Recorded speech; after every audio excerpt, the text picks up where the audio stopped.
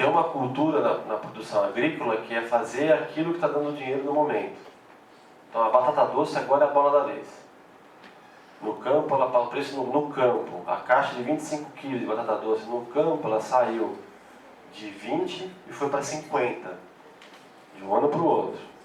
O quilo na gôndola saiu de 0,7 a 1,20, foi para 2,50, 3. O Carrefour, como compra de fora, não compra da região, vende a 6.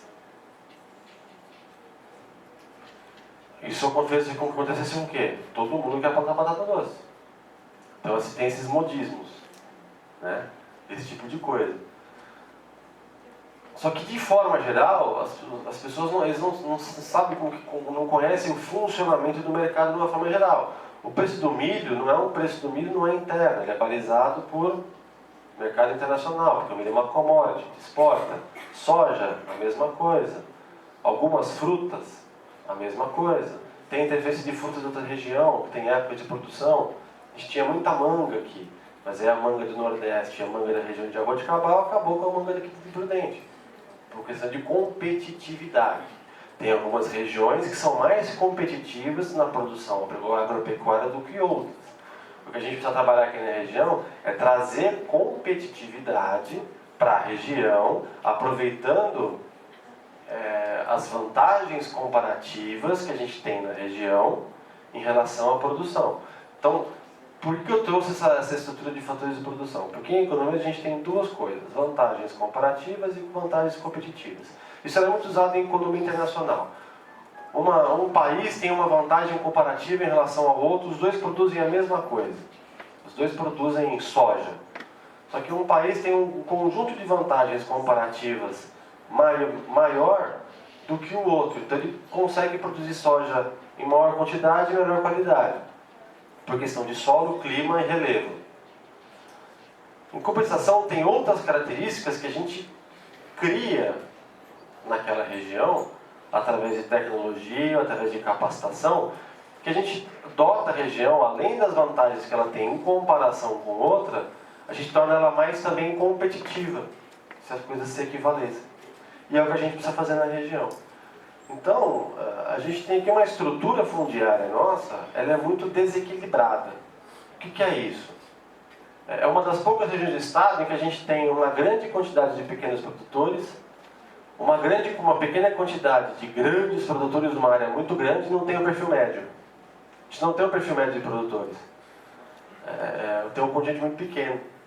Então, em propriedades até 50 hectares, elas correspondem a 17% da área total da região. 17% da área da região, ela está formada por propriedades rurais até 50 hectares. Só que isso são 80% das unidades. Então 80% das unidades ocupam 17% da área. Então tem muito mais gente aqui envolvida do que no estrato inferior. Propriedades acima de 500 hectares, que não é uma coisa tão grande assim, comparado com o Mato Grosso do Sul, por exemplo, correspondem a 50% da área, mais 3% das propriedades. Então a gente fica com um quadro desse, ó, de desequilíbrio. Esse é o quadro. Em vermelho a gente tem o número de propriedades rurais, né? Está aqui 7.163 propriedades de 10 a 20 hectares. E 5.000 propriedades de 20 a 50 hectares. E aqui está, em azul, a área. Então eu tenho aqui, ó, 74 propriedades que juntas equivalem a 250 mil hectares. Né? 10 propriedades rurais que juntas equivalem a 7, 8 mil hectares. Então isso é um problema. Por que é um problema? Porque quanto mais gente a gente tem que lidar, mais dificuldade a gente tem. Porque o ser humano é meio bichinho complicado, né? Então, como a estrutura nossa fundiária são 20 mil propriedades rurais, pequenas, cada produtor, a gente tem essa dificuldade de ter essa organização social na região, a gente tem muita dificuldade de acessar esse contingente de pessoas. Porque quando a gente trabalha com extensão rural, mas a Secretaria da Agricultura tem um órgão de extensão rural, que é a CAT.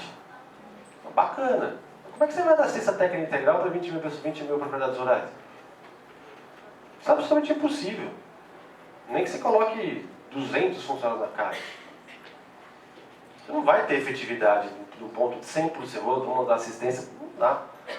Ou seja, o método de difusão de conhecimento, a forma de levar o conhecimento, de levar uma tecnologia, digamos assim, de levar um conhecimento de gestão, ele não pode ser individualizado.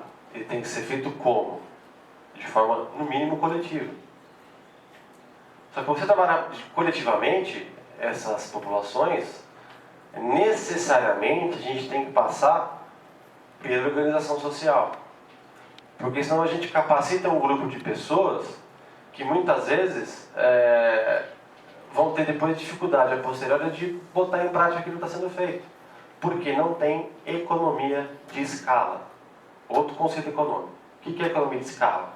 É quando a gente consegue fazer bastante coisa com uma empresa só. Ou seja, eu tenho uma produção grande numa pessoa jurídica só. Eu ganho economia de escala. Por quê? Porque eu vendo melhor, eu consigo negociar a venda melhor por unidade de produto, eu consigo comprar melhor. Exemplo prático, pecuária de leite. Pecuária de leite é um exemplo clássico. A estrutura de pecuária de leite brasileira ela é toda formada por pequenas propriedades, em sua grande maioria. E na região de Prudente isso não é diferente. Das 20 mil propriedades que a gente tem na região, pelo menos 7 mil tem leite. Nos assentamentos isso é mais ainda, esse número é maior ainda. Agora, cada produtor produz em média 100 litros de leite por dia, 200 litros de leite por dia. O laticínio capta 50, 60 mil litros por dia. Se o laticínio vai conversar com um produtor, se cada um de nós aqui é um produtor individual, e eu compro e vendo o meu leite, se eu for perguntar para você, quanto você quer no leite? Ah, eu quero tanto, não, eu te pago tanto. Você vai vender para quem? São só 150 litros? Você se coloca numa postura de frágil de ter que vender aquele preço. Agora, se todos nós vendermos nosso leite juntos, não é mais 100. É 100 vezes 40. 100 vezes 40 já é um volume diário significativo. A indústria de leite que vai querer comprar, ela tem interesse em comprar de você, dessa associação. Por quê? Logística. Às vezes ela não precisa ir sítio por sítio, cadeira por cadeira. Ela vai na cadeira do meio ali, ó, e já pega o leite de todo mundo. Então ela ganha em logística, ela ganha em redução de custo. E a associação de produtores ganha em receita. Ou o produtor individualmente ganha em receita. Então, muito do que a gente tem que fazer com a agricultura familiar aqui, na região, passa necessariamente o sucesso, o ganho de competitividade, ele é advindo da organização social. E a gente tem uma dificuldade tremenda, ao contrário do Paraná, por exemplo, de conseguir conduzir essa organização social aqui na região.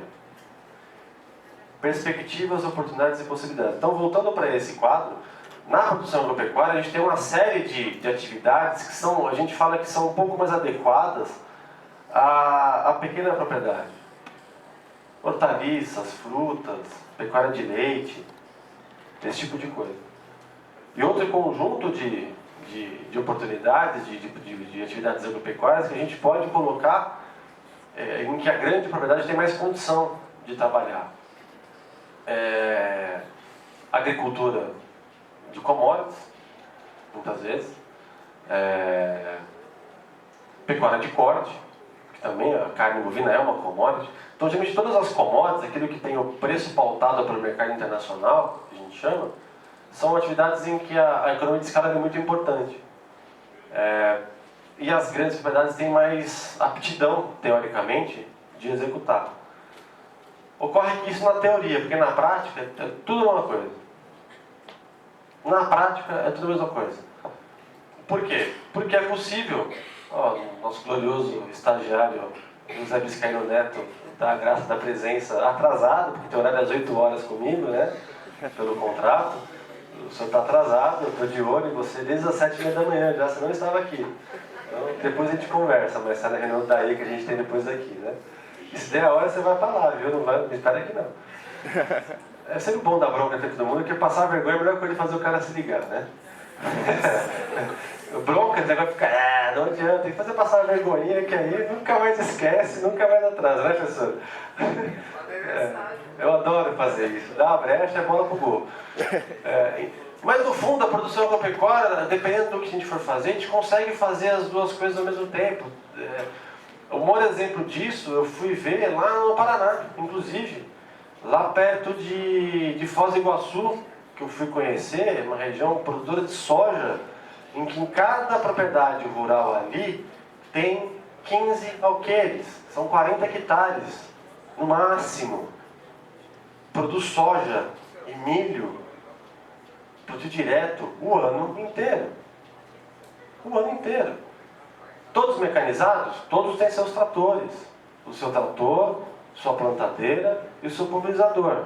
Alguns têm um conjunto. O que eles não têm? A colheitadeira. Daí que eles fazem? A cooperativa tem uma colheitadeira. Então a cooperativa contrata o serviço de colheita. Mas são todas pequenas propriedades. E produzem soja. Oh, mas soja não é commodity?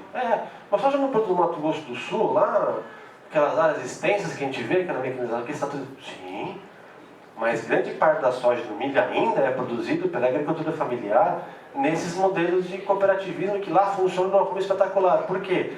Cada cooperativa tem a sua área de atuação. Se o sítio acaba aqui no corredor, acaba a área de atuação da cooperativa. A cooperativa atua só aqui nesse conjunto de cadeiras. Essa cooperativa não atravessa o corredor e vai lá procurar o cooperado que está sentado na outra poltrona. Ela respeita os limites. Isso é cidadania. Respeitar. Não precisa ter regra, não precisa ter lei falando as cooperativas não podem. Não precisa, isso é cidadania, é regra de convivência. Regra de bem-estar social. Então a gente tem como fazer com que algumas atividades que hoje são viáveis em áreas de maior extensão, possam ser viáveis também em áreas pequenas. A gente tem diversos casos. E tem em alguns casos que elas são muito mais eficientes, ou tem muito mais probabilidade de ser mais eficiente do que em uma grande área. O leite é um exemplo disso. As frutas também são um exemplo disso. Então, o que a região hoje produz de relevante no Estado? E assim, o relevante nesse caso, eu não estou falando do ponto de vista econômico só. Eu podia falar aqui, agora o Neto vai lá para a reunião da EL, porque eu não vou poder ir, agora o Neto vai. Agora está tudo certo, agora ele pode ficar fora da sala. Estagiário trabalhando. E assim, eu sou super flexível, professor. Então, minha regra lá é o seguinte, eu não vou ficar sabendo, eu não quero saber a hora que você entra, eu não quero saber a hora que você sai. Eu quero saber o resultado do seu trabalho. Se você vai chegar às 9 e vai sair ao meio-dia, eu sou meio moderno essas coisas, sabe, gente? Essa coisa de startup, empresa inovadora, isso na gestão pública é meio complicado porque os caras querem me pegar meio de tapa, né? Porque na gestão pública a gente tem coisa do ponto e tal, né? Então tem que tomar um certo cuidado administrativo. Mas como é meio estagiário, eu lido da forma que eu acho mais adequada do tipo de trabalho. Alguém já viu aquela no YouTube, rolou no Facebook então, semana retrasada, eu acho, aquela empresa, acho que é australiana, que reduziu a jornada trabalhada para 5 horas por dia? Alguém já viu esse vídeo? Quem já viu o vídeo, levanta a mão. Ninguém viu? Procure no YouTube, é um barato. Os caras tinham uma empresa de material de surfwear. Prancha, roupa, tênis, tal, óculos. E aí os caras tinham jornada de 8 horas, 9 horas, normal, com qualquer empresa. E os caras, estão na Austrália. Imagina. E aí o cara chegou e falou, quer saber de uma coisa? Vou fazer a experiência. O cara estava cansado mesmo, botou uma jornada de trabalho de 5 horas. Entre as 8 sai a 1. E boa. Quintuplicou o faturamento em 3 meses. Ganhos de qualidade absurdos. Por quê? O cara, ao invés de ficar 8 horas trabalhando, fazendo o que fazia todo dia, ele começou a fazer com muito mais foco naquelas 5 horas que ele ficava. E dando foco naquilo que ele ficou fazendo, ele ganhou em qualidade de vida. Então, todo mundo ficou muito mais feliz com a empresa, com muito mais vontade de trabalhar na empresa. Então, todos os índices de produção, de qualidade e de faturamento, eles todos subiram. Mas voltando para o que a nossa região produz de relevante no Estado, isso aqui não é em cima do que de valor especificamente, é relevância. Então eu podia pegar aqui e falar, não, que a região, o que traz mais valor da produção agropecuária para a região é cana e boi. Ponto. É o que dá, é o que, de produto agrícola, o que traz mais dinheiro para a região. Mas essa relevância é um tipo de trabalho que a gente faz na secretaria, que é mapear o quilo que cada região do Estado produz em relação ao total do Estado. Então eu pego, por exemplo, o primeiro quadradinho lá em cima são casulos de bicho da seda. São Paulo é um dos principais produtores de seda do Brasil, junto com o Paraná. E aqui o Mato Grosso do Sul. Tem um núcleo um polo de produção de seda. As indústrias ficam... tem uma em Tupã e tem aqui em Londrina. Não, tem Maringá, Tupã e Dourado. São Paulo produz 27 bilhões de reais de seda? Não. Mas tem uma produção de seda no estado de São Paulo. E onde está concentrada essa produção de seda? Então, a região de Prudente, ela produz 24% da seda do estado. Isso é relevância, isso é relevante. Isso é relevante para a economia agrícola.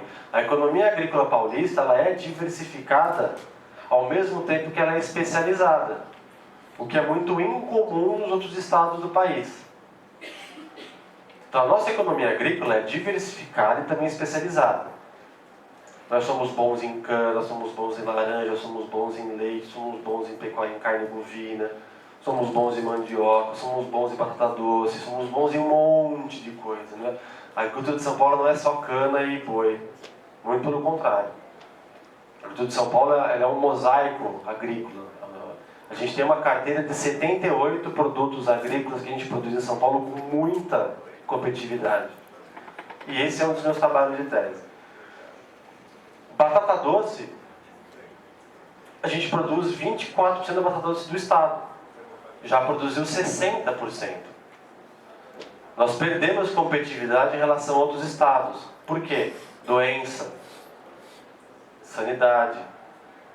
Outras regiões que não tinham esse problema sanitário, que nós temos, porque a gente produz batata aqui há mais de 40 anos, por um sistema de produção em que a gente não levava em conta formas mais modernas de controle de viroses, esse tipo de coisa. Ao longo do tempo, foi se alastrando uma série de doenças que as pessoas não foram percebendo, a produtividade caiu, e a produção começou a migrar para outras regiões do estado. Então a região perdeu a produção, comparativamente. Algodão. São Paulo foi um dos maiores produtores de algodão do Brasil. Meu avô foi expulso da região de Tupi Paulista por conta da quebra do algodão de 1958, eu acho. 58, 60. Perdeu o sítio para o algodão, lá em Tupi Paulista, e foi trabalhar numa indústria de cigarro em São Paulo. Na Souza Cruz, ou na Felipe Morgan, sei lá. Meu avô era imigrante italiano, trabalhou em café desde 1910 aqui em São Paulo. Mas a região ainda conserva 21% da produção de algodão do estado, está aqui na região, está em rancharia. Em 7 propriedades rurais. 7 propriedades rurais trabalham com 21% do algodão do estado ainda. Tem um núcleo de produção ali. Carne bovina. Região de Prudente detém 15% da produção de carne bovina do estado. Melancia, 14% da produção de melancia. Olha o Luiz Guilherme que está ali em cima. Tá bom, Luiz? E aí, cara, Certo? Ele que me convenceu a vir falar para vocês hoje aqui. 14% da melancia está aqui na Rede Prudente. Mas por que se produz tanta melancia em Prudente? Pelo mesmo motivo que se produz 13% do amendoim do estado. Cana de açúcar. A cana tem um ciclo de 5 a 7 anos de replantio. Eu planto a cana hoje, faço 5 a 7 cortes, daqui a 5 a 7 anos eu preciso refazer a área de cana. A hora que eu vou refazer a área de cana, geralmente se refaz a área de cana com melancia e amendoim. Então são culturas que elas são realizadas paralelamente às áreas de cana, por exemplo. São culturas auxiliares, elas auxiliam na produção de cana, na renovação do canavial. Na região mais ali de Assis, mais para baixo, ali não, ali eles usam grão. Aí entra soja, entra milho, porque a condição de solo ali é mais favorável. Mandioca industrial. 12% da mandioca industrial do estado está aqui na região. Martinópolis tem uma das maiores fecularias aqui da região. Tarabaia abriu uma nova agora, que tem tudo para alavancar a região. 11% da produção de leite do estado está na região. A região tem a maior concentração do rebanho de vacas leiteiras do estado. Está aqui. Se você pega, a gente pega o mapa, podia ter trazido o mapa, não trouxe. Se a gente pega o mapa do rebanho, da concentração de rebanho para as regiões do estado, a maior parte do rebanho do estado está concentrada aqui na região oeste. E a produção está concentrada onde? Na região de Campinas. Ali Descalvado, Araras, naquela região. Por quê? Produtividade. A gente tem um rebanho grande, mas uma produtividade pequena. A produção por área é pequena, a produção por animal é pequena. Por quê? Alimentação inadequada, sanidade inadequada, genética inadequada. Que é o que a gente chama de tripé da produção animal. Ah, faltou um outro, manejo. Manejo inadequado. É o quarteto fantástico da zootecnia. Se não tiver isso, você não tem uma produção top. E, agora, em compensação, a produção de leite é uma das atividades de maior capacidade de geração de renda imediata para o produtor. Por quê? Ciclo de produção. Vaca dá leite todo dia. Todo dia eu vendo leite do laticínio. Então, a cada 15, 30 dias eu tenho receita. Pecuária de corte, não. Pecuária de corte, se eu produzo bezerro, uma vaca demora 1 ano para dar um bezerro. 1 ano para soltar o bezerro. Depois eu preciso segurar o bezerro mais, no mínimo 10 meses em casa, para poder vender o bezerro. Se eu for produzir a carne, são 2 anos e meio, 3 anos com o animal dentro de casa, dentro da propriedade. Na agricultura, a gente tem as culturas com ciclos de 120, 150 dias, esse tipo de coisa. Leite não é leite todo dia ali, ó. E como a gente tem grande parte da região produzindo leite, é um dos pontos mais estratégicos